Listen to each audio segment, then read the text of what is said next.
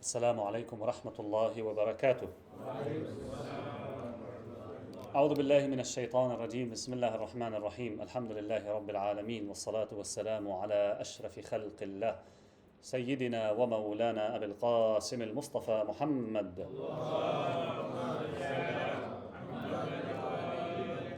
وعلى آله الطيبين الطاهرين وصحبه الأخيار المنتجبين وعلى جميع الأنبياء والمرسلين. رب اشرح لي صدري ويسر لي أمري واحلل عقدة من لساني يفقه قولي. أما بعد، يقول الله تعالى في كتابه الكريم: بسم الله الرحمن الرحيم: فاعف عنهم واستغفر لهم وشاورهم في الأمر فإذا عزمت فتوكل على الله. صدق الله العلي العظيم.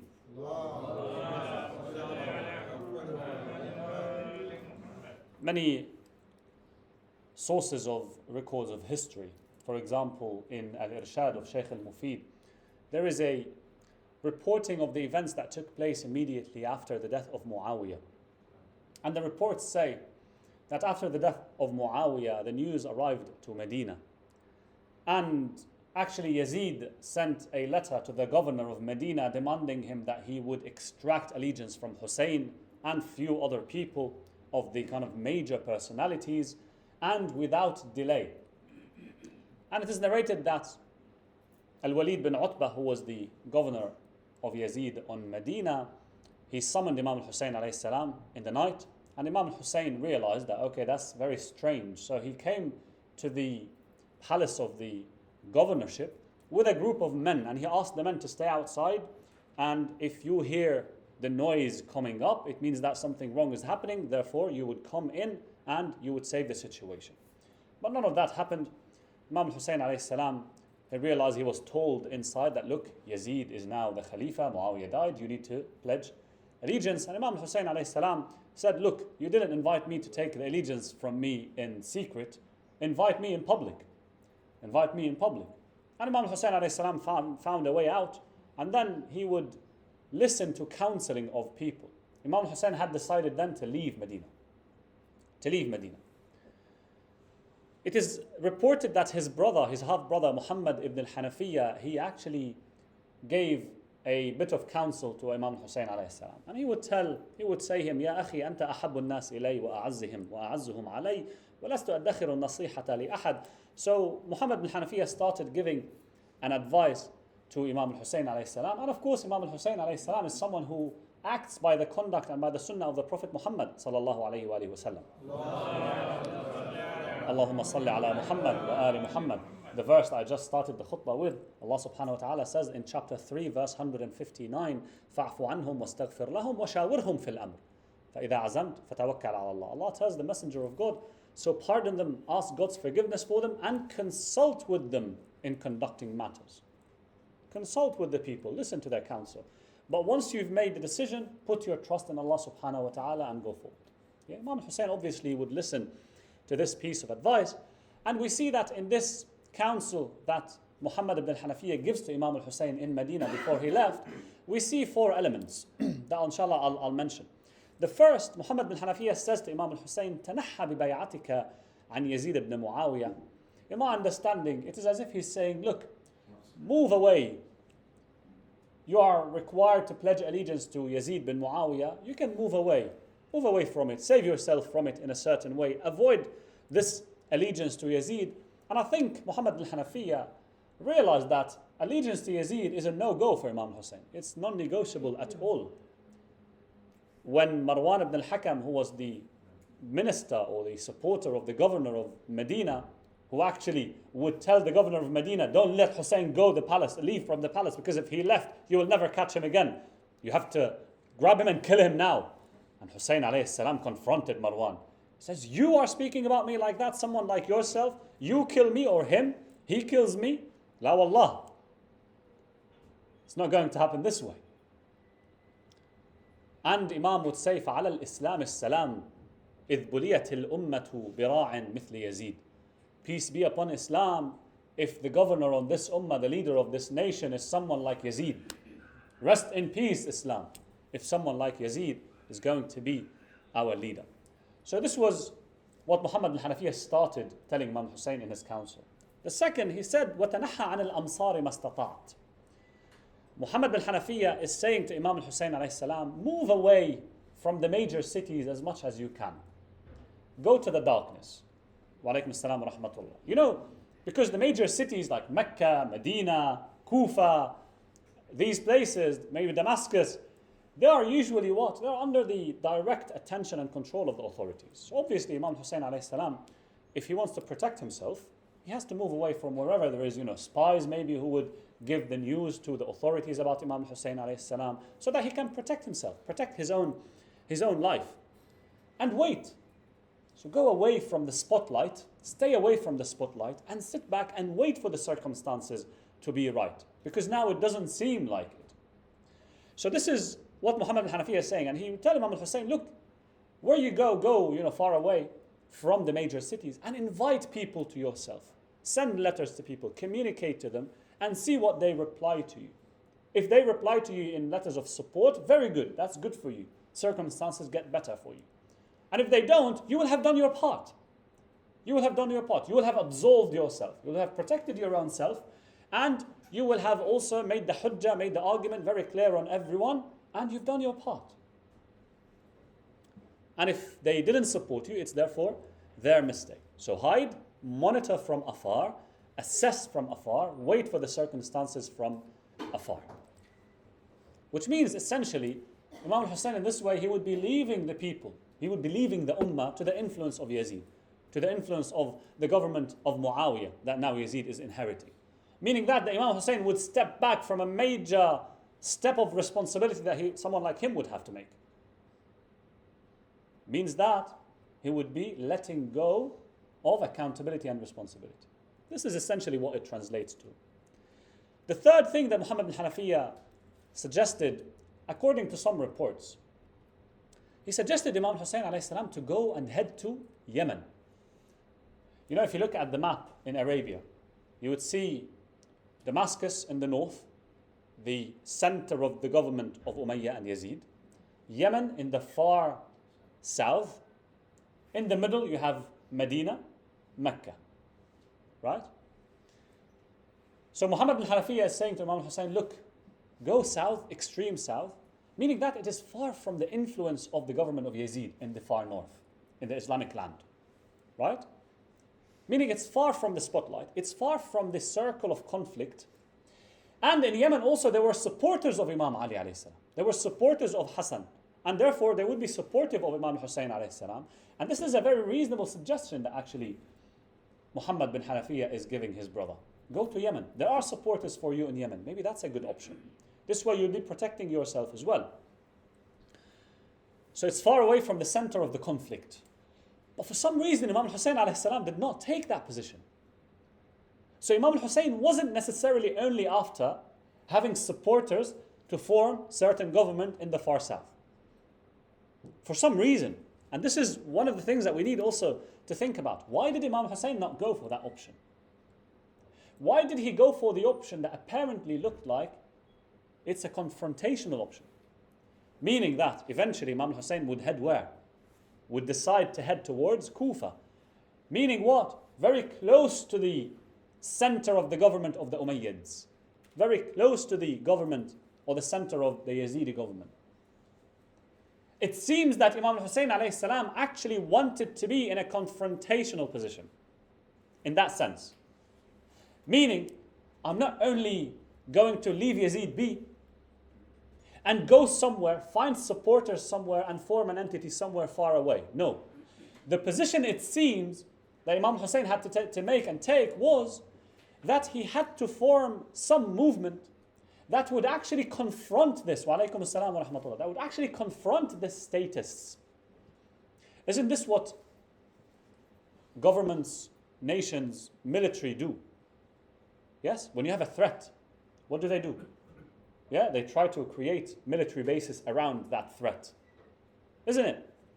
Notice it. Notice how it happens. I mean, in the early times of Islam as well, this happened.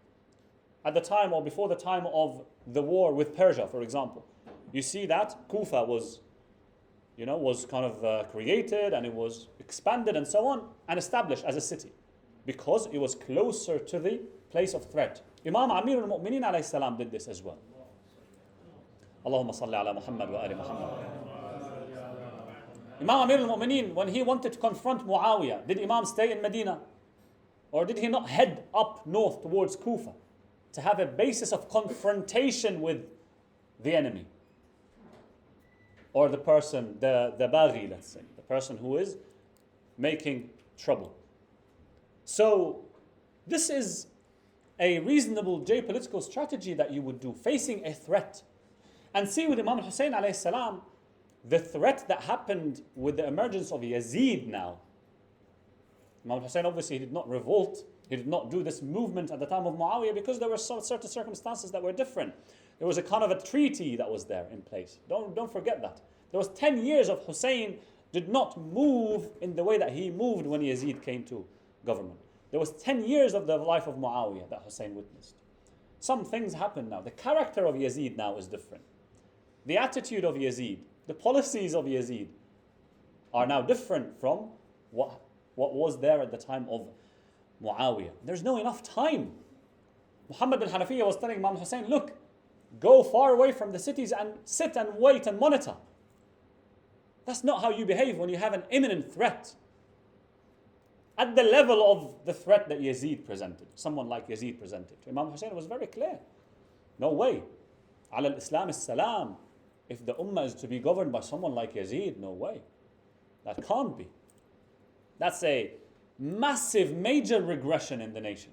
And that cannot be allowed by someone like Hussein alayhi salam. And the fourth element that we see in Muhammad bin Hanafiya's counsel to Imam Hussein was what? Go to Mecca, therefore. You can go to Mecca. If Yemen is not an option, you can go to Mecca. And this is also very reasonable. Why? Because look, Imam Hussein alayhi salam, before moving north to Kufa, obviously there needs to be a certain level of communication with the masses. There wasn't the phones, there wasn't the internet, there wasn't advanced ways of communication. You needed either to send messengers on a horse, which might take weeks, or because Imam al-Hussein left Medina in Rajab, the end of the month of Rajab, meaning there's a few months until Hajj. There's a few months until Hajj. Mecca is that center, therefore. Mecca presented that center for international communication amongst the Muslims. Why? Allah says in the Quran, yes, وَأَذِّن فِي النَّاسِ بِالْحَجِّ يَأْتُوكَ رِجَالًا وَعَلَى كُلِّ ضَامِرٍ يَأْتِينَ مِنْ كُلِّ فَجٍّ عَمِيقٍ. That when you call for Hajj, people would come from extremes from the world, from different far away places. They come and meet in one center. That's one specificity about Mecca, is that it is one place. People visiting it, all Muslims are visiting it from the different areas of the Muslim lands.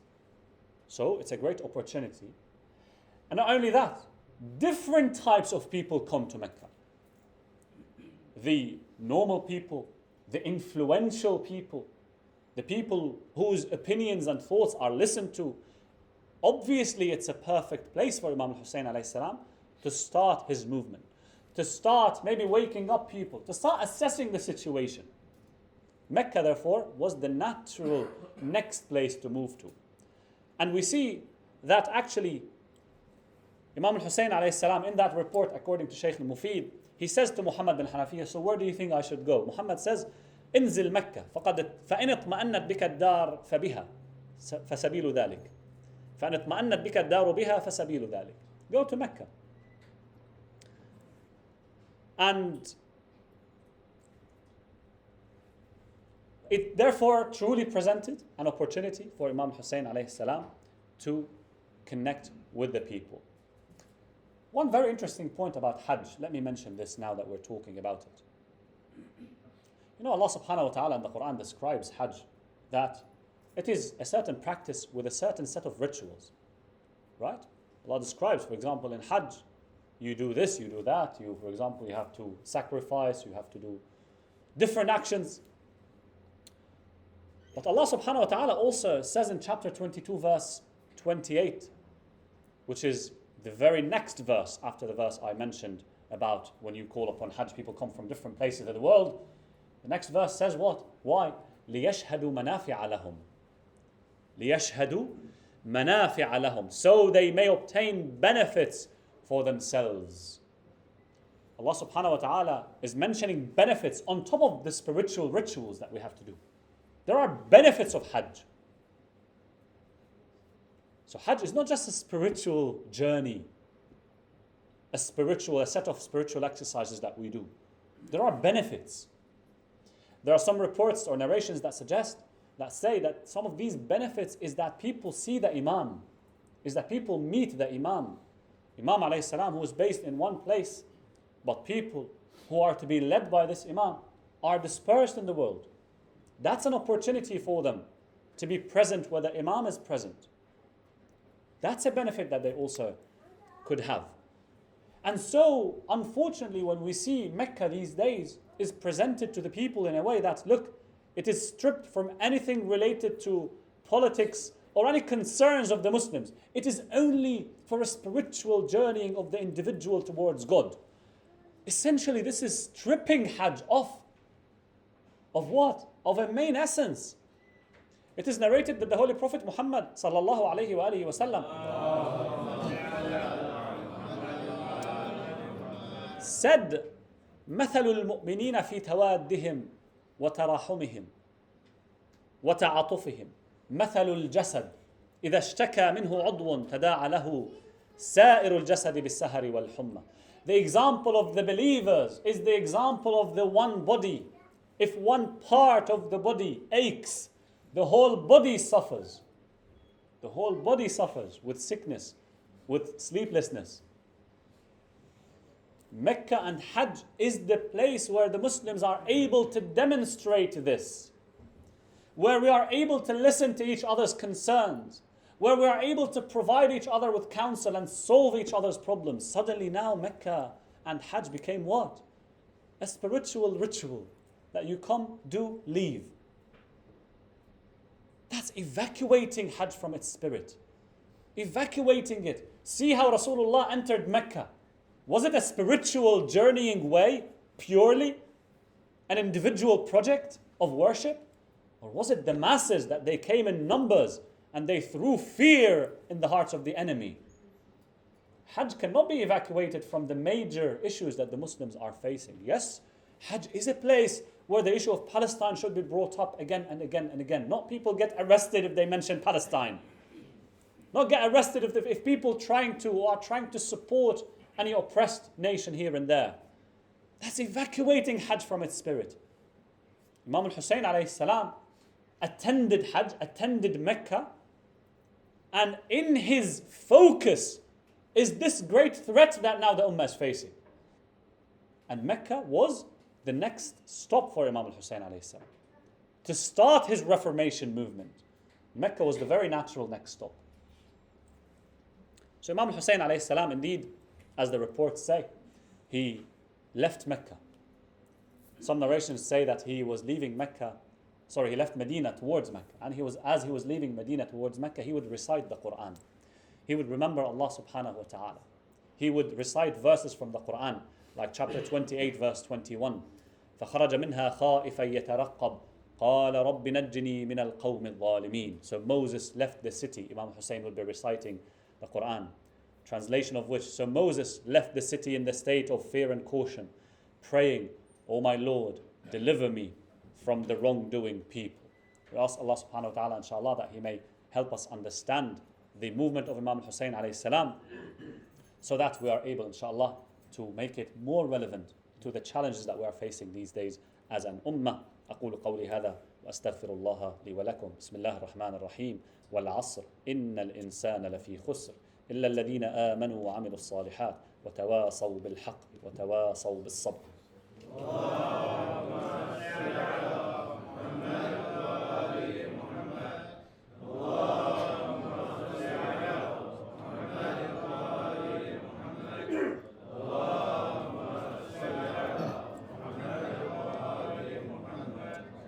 أعوذ بالله من الشيطان الرجيم. بسم الله الرحمن الرحيم. الحمد لله رب العالمين. اللهم صل على محمد عبدك ورسولك وأمينك وصفيك وحبيبك وخيرتك من خلقك وحافظ سرك ومبلغ رسالاتك اللهم وصل على علي أمير المؤمنين ووصي رسول رب العالمين عبدك ووليك وأخي رسولك وحجتك على خلقك وآيتك الكبرى والنبأ العظيم، وصل على الصديقة الطاهرة فاطمة الزهراء سيدة نساء العالمين، وصل على سبطي الرحمة وإمامي الهدى الحسن والحسين سيدي شباب أهل الجنة أجمعين، وصل على أئمة المسلمين علي بن الحسين ومحمد بن علي وجعفر بن محمد وموسى بن جعفر وعلي بن موسى ومحمد بن علي وعلي بن محمد والحسن بن علي والخلف الهادي المهدي، حججك على عبادك وأمنائك في بلادك صلاة كثيرة دائمة. اللهم صل على محمد وآل محمد. My brothers, if I may ask you please to step forward and try to fill the gaps in the front lines. May Allah bless you, inshallah. عباد الله أوصيكم ونفسي بتقوى الله والورع عن محارمه. My dear brothers, my dear sisters, the servants of God, I remind myself and yourselves and enjoin myself and yourselves to observe taqwa, to be mindful of God all the time and to stay away from what Allah subhanahu wa ta'ala has prohibited. Let me mention two lessons that we learn from Imam Hussein's movement as we are, inshallah, entering the month of Muharram. It's good to keep these in our minds. I mentioned that as Imam Hussein was leaving Medina towards Mecca, he would be reciting the Quran. He would be remembering Allah subhanahu wa ta'ala. He would recite this verse that I recited and the next verse after it, verse 28, verse 22 of chapter 28. وَلَمَّا تَوَجَّهَ تِلْقَاءَ مَدْيَنَ قَالَ عَسَى رَبِّي أَن يَهْدِيَنِي سَوَاءَ السَّبِيلِ. Imam would be reciting verses from the Quran. And translation, and as he made his way towards Madian, Moses said, I trust my Lord will guide me to the right way. We notice, my brothers, my sisters, that the conduct of these people, the Imams alayhim salam, as is the conduct of anyone who connects herself or himself to the project of God, to the mission of the Messenger of God, sallallahu alayhi wa sallam, they have this beautiful and unique conduct and behavior that they resemble and display. And that is what? Remembrance of Allah subhanahu wa ta'ala in the very different moments and in the very important moments as well. Not just remembering Allah with dhikr, remembering verses from the Quran, relating to other prophets, relating to people of God. I mentioned these two verses that Imam al-Hussein alayhi salam mentioned. If you remember, for example, the conduct of Musa, how Musa behaved when he found these two ladies trying to get some water. Let me recite this verse, chapter 28, verses 23, 24. وَلَمَّا وَرَدَ مَاءَ مَدْيَنَ وَجَدَ عَلَيْهِ أُمَّةً مِّنَ النَّاسِ يَسْقُونَ. English. When he arrived at the well of Madian, he found a group of people watering their herds. Apart from them, he noticed two women holding back their herd. He asked them, what is the matter? They replied, we cannot water our animals until the other shepherds are done, for our father is a very old man. The next verse says, فَسَقَى لَهُمَا ثُمَّ تَوَلَّى إِلَى الظِّلِّ. So he watered their herd for them. Then he withdrew to the shade and prayed. He helped them and he didn't even ask anything. He finished helping them. He didn't ask them for anything. Immediately he left. Immediately he left away. فَتَوَلَّى إِلَى الظِّلِّ. What did he do? The first thing he did, turned to God.